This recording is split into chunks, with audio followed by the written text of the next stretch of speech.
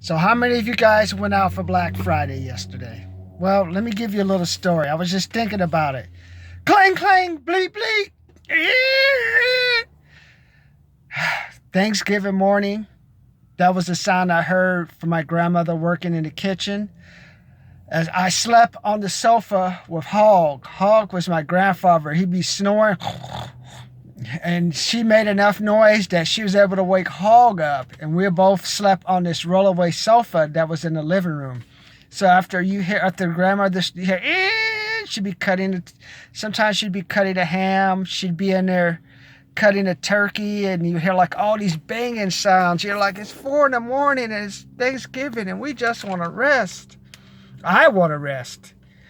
And then she's like, comes into the living room. Hog turns on the TV to look at the news. So you hear the latest news in the LA area. And she said, okay, Hog and Martin, I need you to clean up, put the couch back in the sofa, pull the table around. We have guests coming over this afternoon. So we both, after about 5 o'clock in the morning, Hog and I were both up.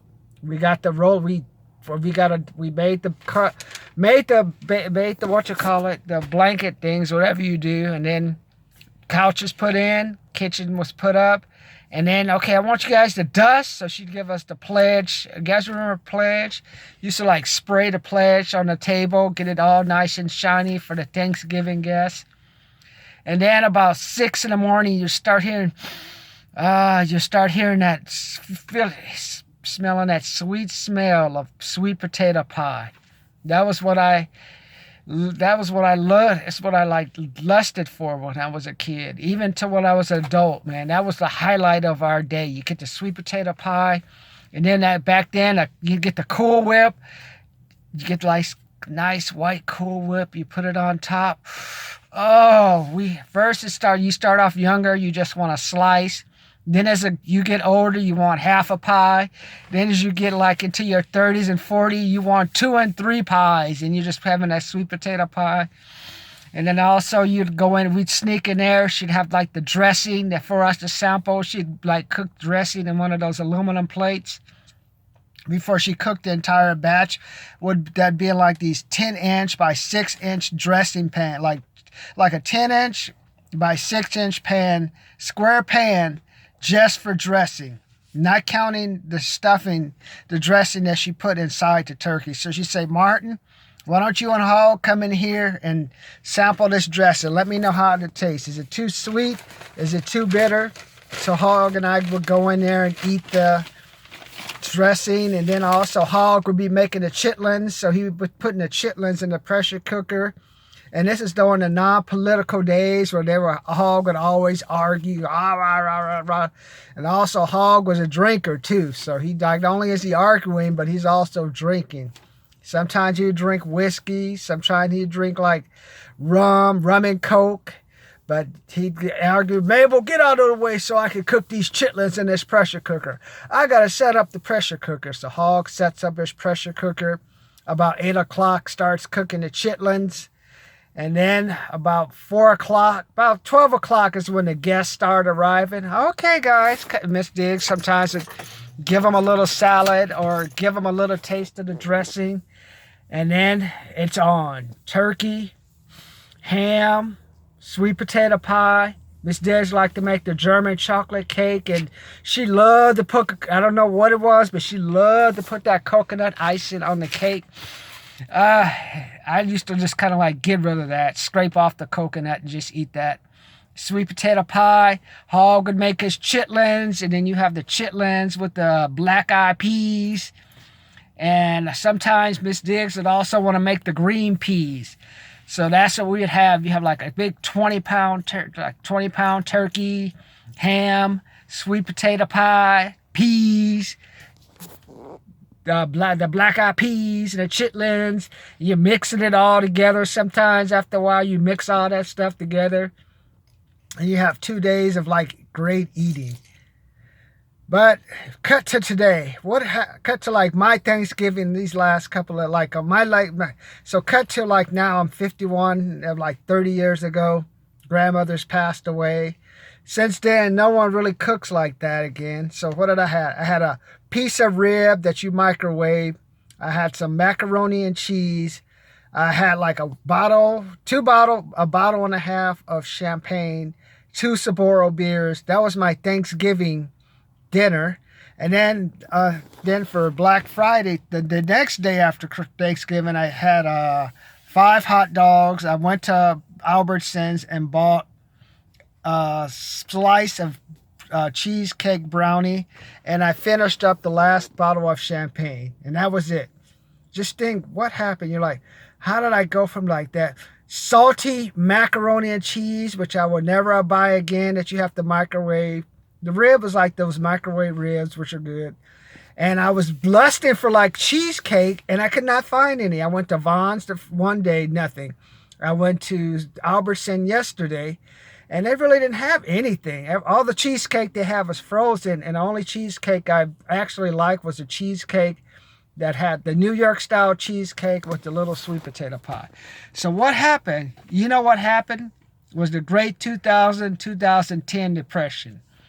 I remember I barely had enough money to eat. I was on the verge of losing 2 duplexes to foreclosures because the tenants weren't paying the rent.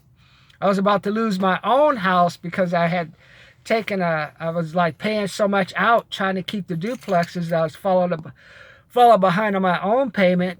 And then I kept getting supplemental state bills from the state. You owe $272 additional property tax. You owe like $1,480 additional property taxes. It was just a horrible time.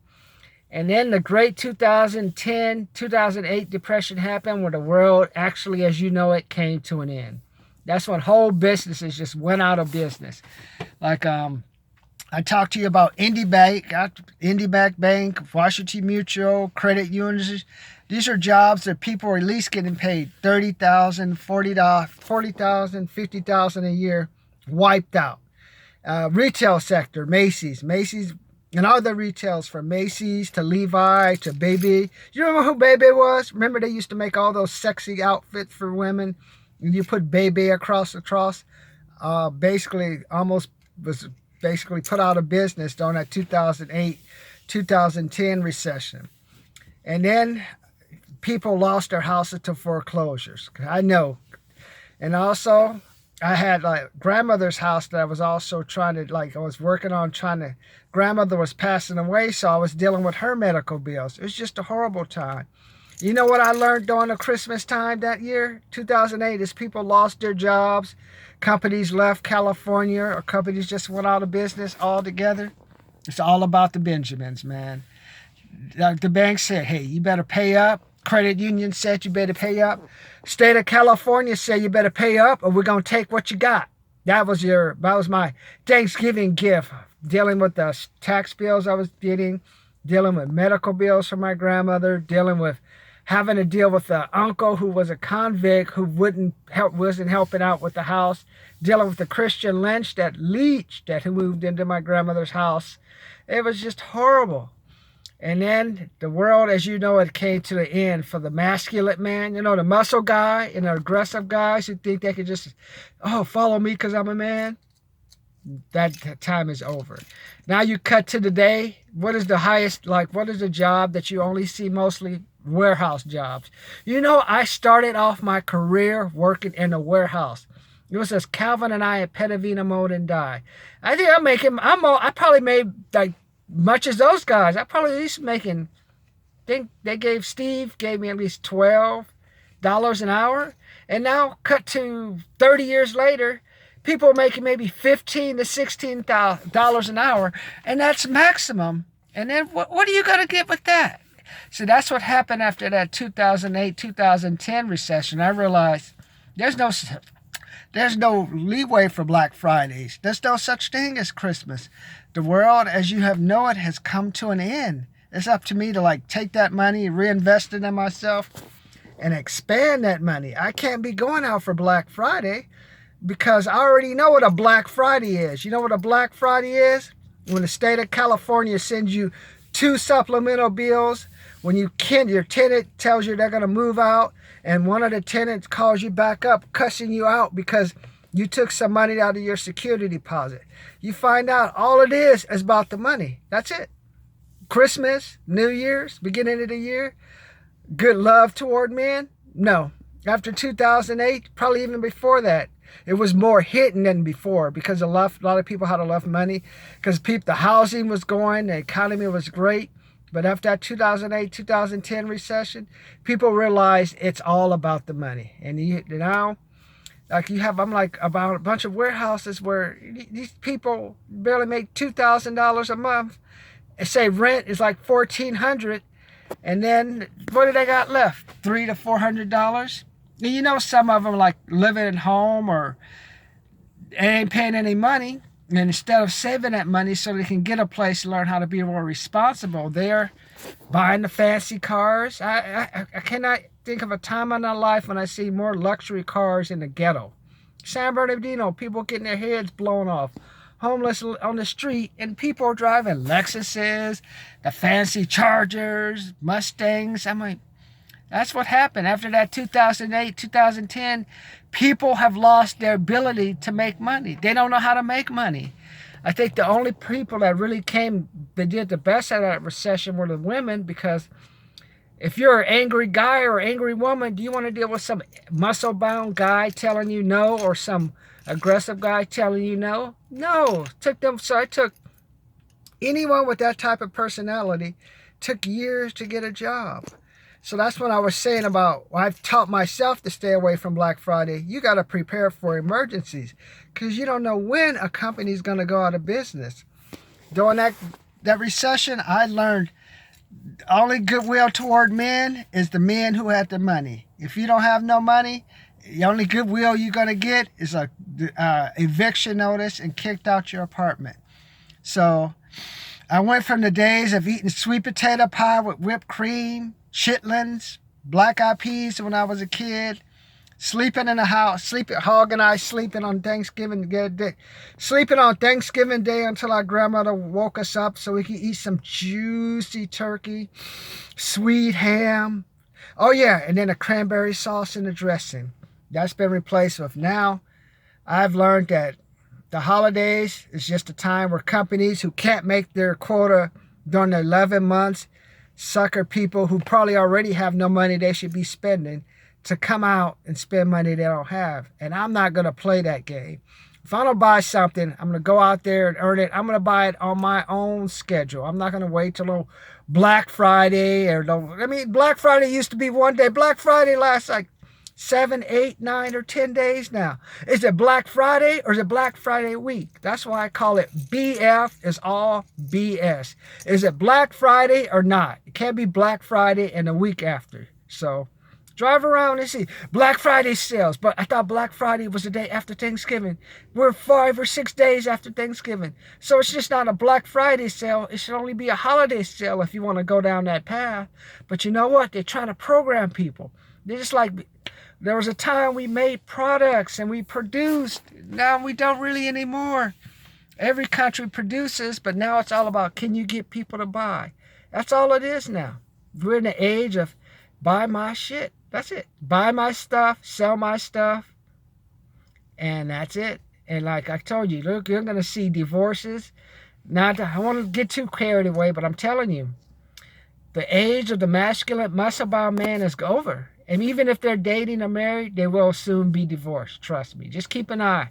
There's no use. A woman, the wages have come about equal, so the woman really doesn't have to deal with that stuff. So that's why I'm saying the holidays, as you know it, have come to an end. No woman's going to sit in the kitchen and cook.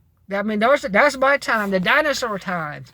Those times are over, man. Maybe the guy will cook. Maybe the girl likes a good gay guy that'll cook. But other than that, she ain't going to be doing the cooking. Because most of the time, the guy don't have no damn money anyway. So that's why I'm saying we're entered the era of the paper plate guy.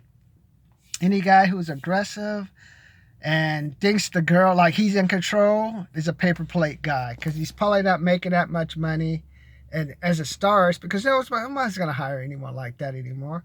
You got to sell to make money now. If you don't have that type of influence, you're no good. So how many of you went out for Black Friday? How many of you did they trick to go out there and spend money on trash? Look at this. You want to see? Look at, people were lined up at this Best Buy. all sleeping in the rain and in tents. They were in tents and stuff, and look at it, nothing. How can you run a business on one day worth of profits? Think about that. And that's why, if you're not spending money if you can't spend money 365 days out of the year, you got a money problem, and don't let them fool you. Now that BF is over, now the Black Grinch is going to help protect you from the holiday sales, and I'm going to teach you how to not let Santa take your money.